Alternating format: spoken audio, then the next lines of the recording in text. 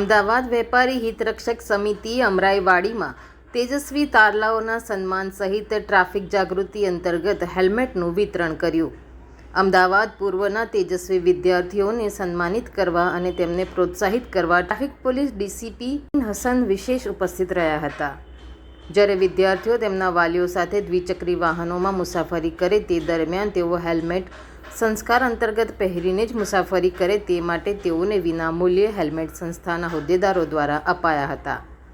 Traffic police DCP Safin હસનના મુખ્ય મહેમાન પદે યોજાયેલા આ કાર્યક્રમમાં અમરાઈવાડી વેપારી સમુદાયે સ્વેચ્છાએ માસની અંતિમ તારીખે ધંધા રોજગાર બંધ રાખીને આ અગત્યના ટ્રાફિક જાગૃતિ સહિત તેજસ્વી તારલાઓના સન્માન સમારોહમાં મોટી સંખ્યામાં ઉપસ્થિત રહ્યા હતા. ડીસીપી સફીન હસને તમામ નાગરિકોને વાહન ચલાવતા સમયે સાવચેત રાખીને ટ્રાફિકના નિયમોના પાલન માટે હાકલ કરી હતી.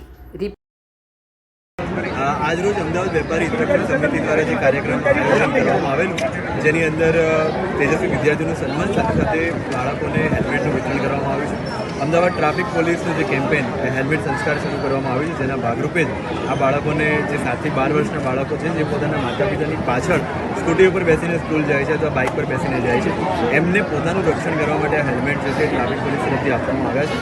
જેથી કરીને બાળકો પણ સુરક્ષિત રહે અને એમને હેલ્મેટ પહેરાવવા માટે માતા પિતા પણ હેલ્મેટ પહેરતા થાય એવો અમારો અભિગમ છે, જેની અંદર આ વેપારી મંડળે પણ ખૂબ સારો સહયોગ આપ્યો છે અને આ એક સારો સફળ કાર્યક્રમ આજે આવ્યો છે.